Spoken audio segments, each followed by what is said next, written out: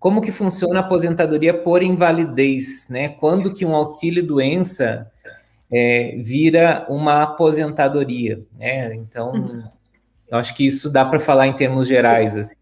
Carol, nós temos duas situações que são diferentes. Então, um auxílio-doença, ele é um retrato, ele é um momento no qual aquela pessoa está impossibilitada de exercer as funções dela no trabalho.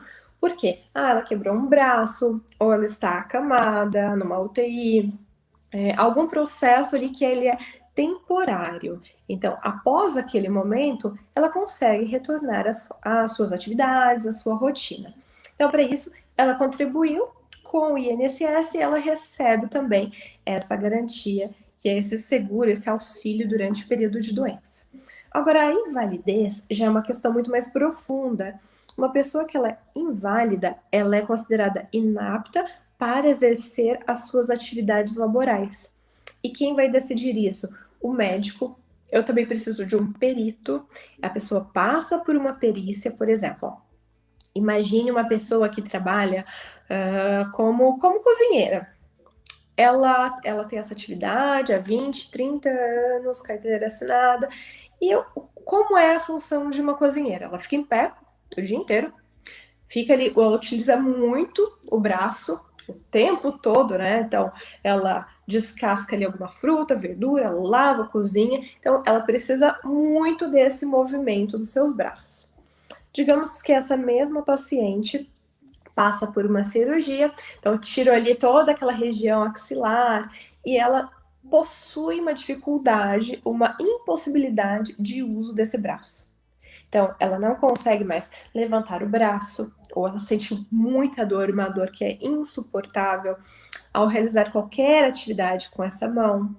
Então, nesse caso, um médico e um perito podem alegar invalidez. E aí sim, eu consigo essa aposentadoria por invalidez. Então, a mesma situação, imaginem eu ia falar professor, só que eu tive um professor na faculdade que ele é cego, então não ia ser uma boa ideia. Mas imagine um médico oftalmo cego. Ele passa ali por algum acidente, alguma condição, ele teve um câncer oftálmico e perde toda a visão. Ele consegue atuar como médico, então como oftalmologista, sem a visão dele? Não. Impossível. Impossível. Ainda não tem essa tecnologia toda. Apesar dos oftalmos terem um aparato tecnológico muito bom, eu ainda preciso do olho do profissional. Isso é essencial.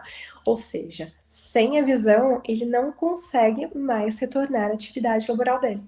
E isso seria um motivo para uma aposentadoria por invalidez.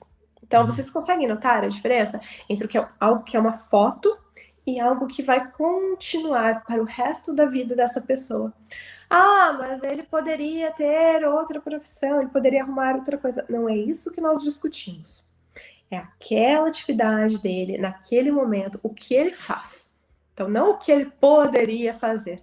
Senão, eu diria, esse caso, né? A pessoa era cozinheira, não tem mais o movimento do braço. Ah, ela poderia virar cantora. Tá, mas não é isso que ela faz. Não é isso que nós vamos discutir.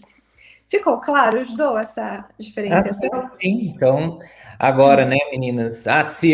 Se na minha situação eu tenho condições de aposentar por invalidez, como eu falei, depende, né, como a Raquel falou também, da avaliação médica, Uhum. depende da avaliação do perito do INSS, por mais que você concorde ou não concorde muitas vezes com as decisões periciais, e isso requer também muitas vezes discordâncias periciais, existem recursos também para que você possa discordar ou não do perito, e daí provavelmente você vai ter que ter um auxílio aí de um profissional, né, do direito.